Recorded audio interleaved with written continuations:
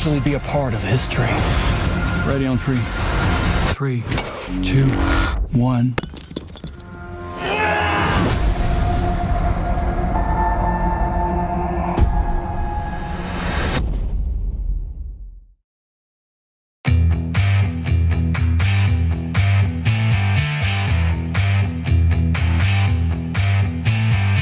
Halo orang-orang sukses yang hobinya rebahan sambil nontonin alur cerita film. Terima kasih karena sudah klik video ini. Hari ini saya sangat bersemangat sekali karena kali ini Underline Movie akan menceritakan sebuah film yang lumayan akan membuat kita merenung setelah menontonnya. Film ini berjudul The Kill Team. Tidak ingin spoiler di awal, siapkan saja kopi dan udutnya dan langsung saja kita masuk ke alur cerita filmnya.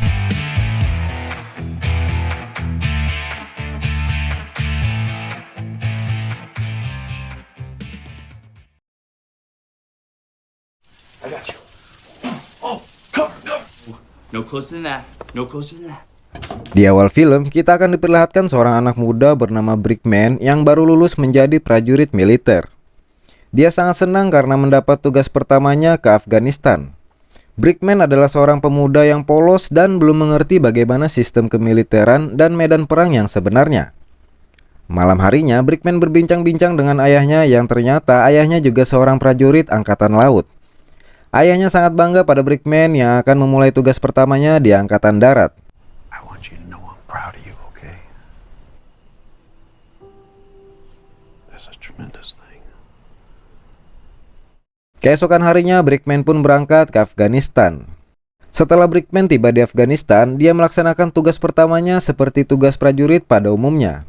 Saat itu, tim mereka dipimpin oleh seorang sersan yang bernama Wallace. Wallace adalah orang yang sangat baik dan berpengalaman di medan perang. Dia selalu memberi masukan pada anggotanya bagaimana cara melakukan pendekatan pada warga sipil di sana tanpa kekerasan. Namun sayang, di hari itu, di saat Sersan Wallace menyapa warga di sana, hal tak terduga terjadi. Assalamualaikum.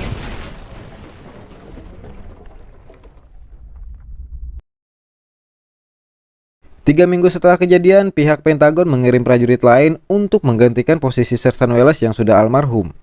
Orang ini bernama Sersan Dick. Sersan Dick adalah orang yang sangat tegas dan sangat keras. Dia sangat berpengalaman dan selalu berhasil dalam menjalankan tugas dari beberapa misinya sebelumnya. Saat itu, Sersan Dick ditugaskan untuk memimpin tim yang diberikan misi untuk melacak semua titik lokasi bom yang ada di sana, di mana bom itu telah menewaskan 24 tentara Amerika dalam setahun terakhir termasuk Sersan Wallace. I'm here to replace Sergeant Wallace. I'm here to lead. Plain and simple. We stand around sweating our balls off. LT drinks. You're dismissed.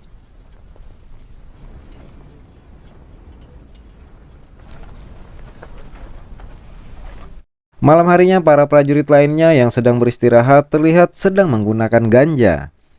Melihat mereka, Brickman yang polos yang hanya doyan Kinder Joy pun tidak ingin bergabung dengan mereka. Dia lebih memilih pergi ke ruangan Sersan Dick untuk melapor bahwa dia sudah mengumpulkan daftar lokasi serangan bom sesuai tanggal dan lokasinya. Setelah itu, Brickman meminta kepada Sersan Dick untuk mempromosikan dirinya menjadi pimpinan tim. Dan Sersan Dick meminta Brickman untuk meyakinkan dirinya jika Brickman layak menjadi pimpinan tim. Pagi harinya, Sersan Dick meminta mereka berkumpul dan bertanya kepada mereka siapa saja di antara mereka yang ingin menjadi pimpinan tim. Ternyata selain Brickman, ada prajurit lain yang bernama Marquez yang juga ingin menjadi pimpinan tim. Sersan Dick menyuruh mereka berduel untuk menentukan siapa yang lebih laki dari mereka berdua. Yang berhasil menjatuhkan lawannya, dialah yang layak menjadi pimpinan tim. Dan duel terlaki pada masa itu pun dimulai. Too late. I'm gonna enjoy this, bro.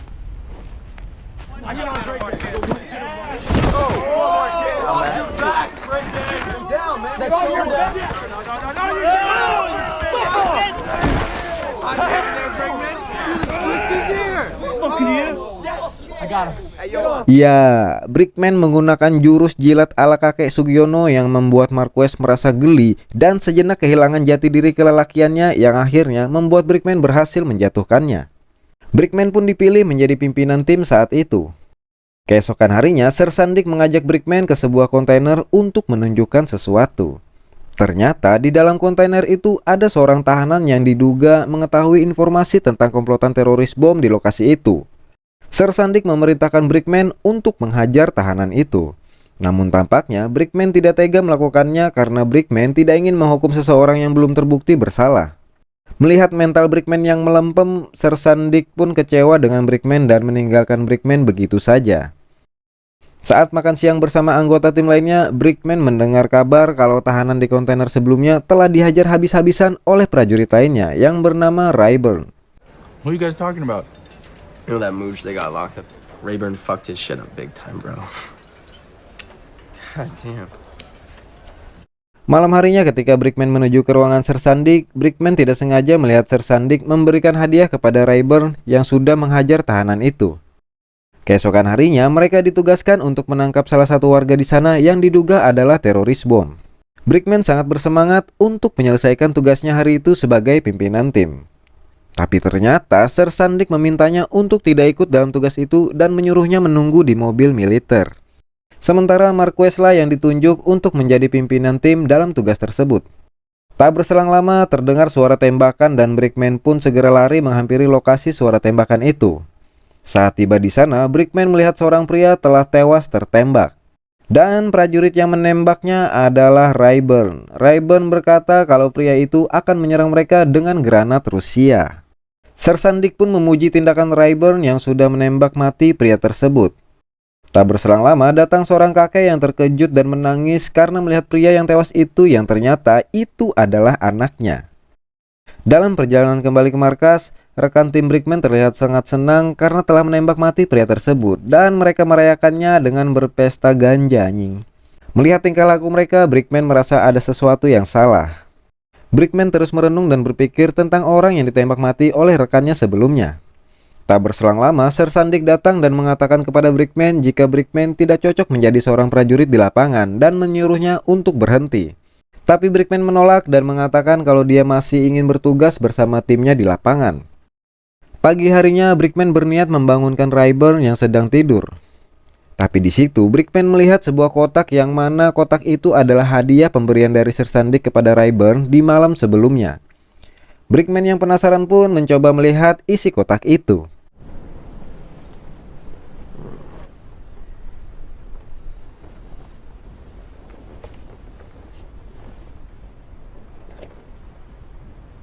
Ya, terlihat sebuah granat Rusia di dalam kotak tersebut.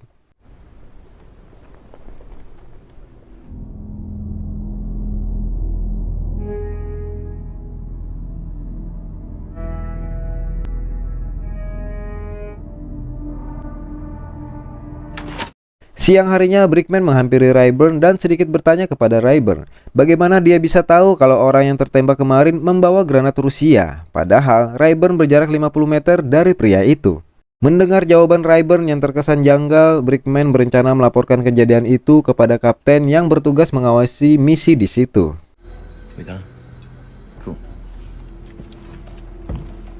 Brickman pun menuju ke ruangan kapten secara diam-diam untuk melapor. Namun di tengah perjalanan, dia melihat Sir Sandik juga menuju ke ruangan kapten. Melihat Sir Sandik berada di sana, Brickman mengurungkan niatnya. Malam harinya, Brickman menghubungi ayahnya yang juga merupakan seorang prajurit angkatan laut lewat chat Facebook kayaknya itu. Dia berkata kepada ayahnya bahwa telah terjadi pembunuhan berencana pada warga sipil tak bersalah yang dilakukan oleh timnya. Ayahnya pun menjawab dia akan menghubungi tim penyelidik yang bertugas menangani pelanggaran hukum militer untuk kasus itu. Keesokan harinya, Sir Sandik dipanggil dan diinterogasi oleh tim penyelidik. Namun, Sir Sandik tidak terbukti melakukan pelanggaran hukum militer. Saat sedang membersihkan mobil militer timnya, Brickman dipanggil ke sebuah ruangan di mana kabarnya Sir Sandik telah menemukan orang yang melaporkan tindakan mereka ke tim penyelidik. Brickman pun merasa dirinya lah yang akan dihabisi. Dan saat Brickman masuk ke ruangan itu, Hey.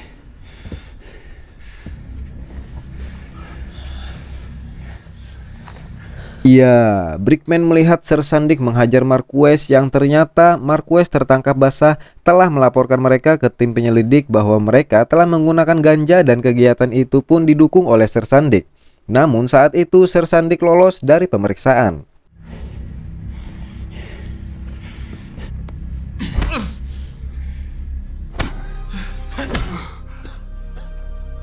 Keesokan harinya, mereka kembali ditugaskan menangkap teroris bom di sebuah pemukiman warga. Saat itu, rekan timnya tiba-tiba menyuruh Brickman berjalan di depan untuk memimpin pergerakan timnya. Brickman pun sedikit ketakutan dan curiga jika rekan timnya akan menembaknya dari belakang. Dan yang terjadi, Is there a problem?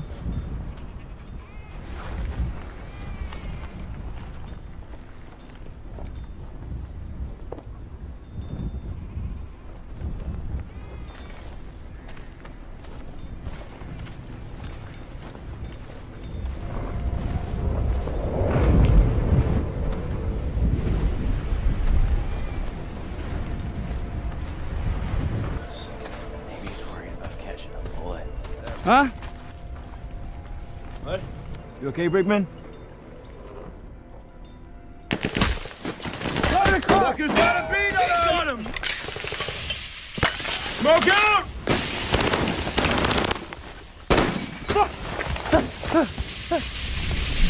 Where are you? Rayburn!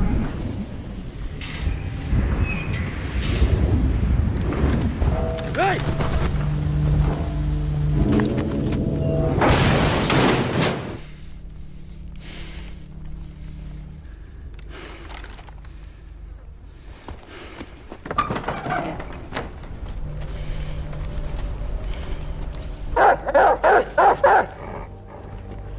Come on. What to sit, Rayburn? setelah kejadian itu, mereka menangkap seorang warga sipil di situ yang dituduh teroris. Sersan Dick memerintahkan Brickman untuk mengeksekusi mati orang tua itu. Brickman bingung dan tidak tahu harus berbuat apa pada saat itu. Jika dia menolak, dia tidak tahu apakah dia bisa pulang dengan selamat atau Sersan Dick dan rekan timnya yang akan menembak dirinya. Brickman pun akhirnya memutuskan untuk membunuh warga sipil yang tidak bersalah itu. Security positions. Get these guys. Down. Get down. Crazy old dude when jihadi tried to frag our asses with a grenade. All right, ready on 3.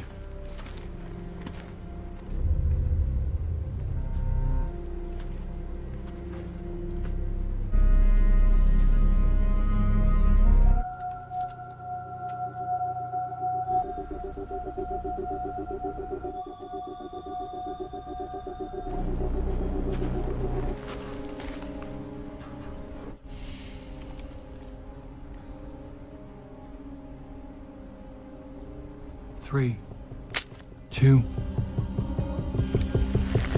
one.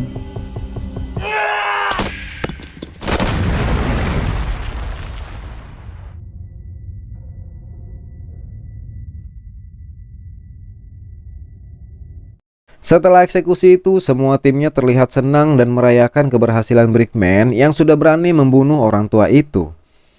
Tapi Brickman justru merasakan hal yang sebaliknya. Dia merasa bersalah karena telah membunuh warga sipil yang belum terbukti bersalah. You fucking did it, man.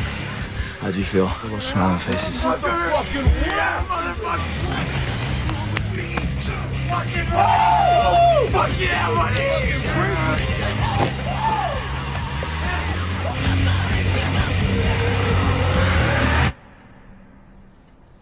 Keesokan harinya, Brickman menemui Marquez yang baru saja kembali ke markas setelah perawatan. Brickman bertanya kepada Marquez di mana rekan tim yang lainnya, karena Brickman tidak melihat mereka di markas saat itu.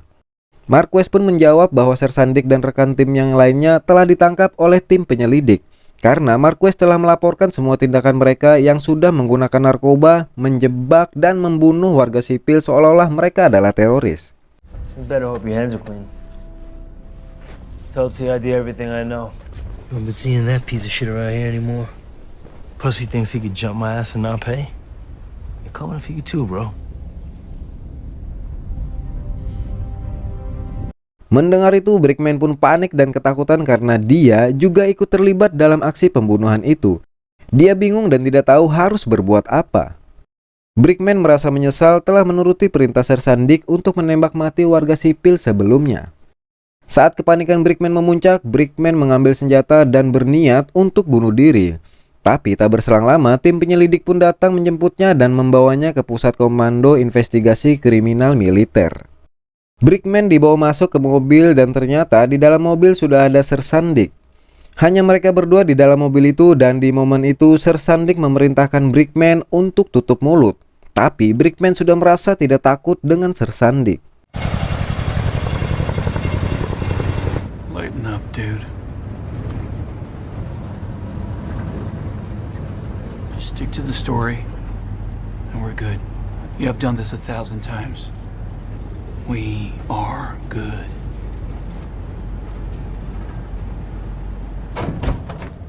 Fucking say something.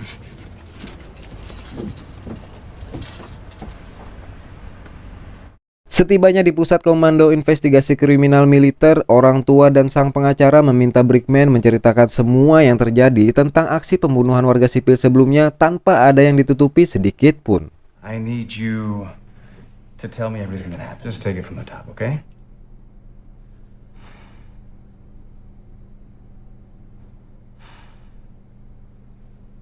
Listen to me, bud. You tried to stop those guys. Tell them what happened. You're the hero here. It's okay. You didn't kill anybody. Tamat.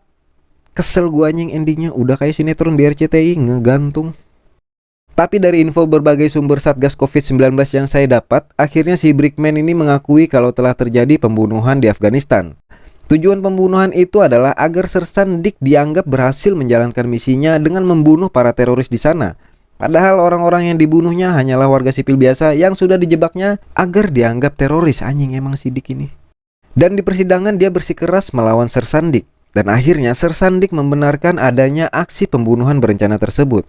Alhasil para rekrutan muda itu dihukum 3 tahun penjara dan Sersan Dick dihukum penjara seumur hidup. Mamam. Pesan yang bisa kita ambil dari film ini adalah, jadilah orang yang jujur walau itu sulit, dan tetaplah berbangga diri walau menjadi beban keluarga. Saya beserta jajaran Underland Movie yang bertugas mengucapkan terima kasih dan sampai jumpa di video berikutnya.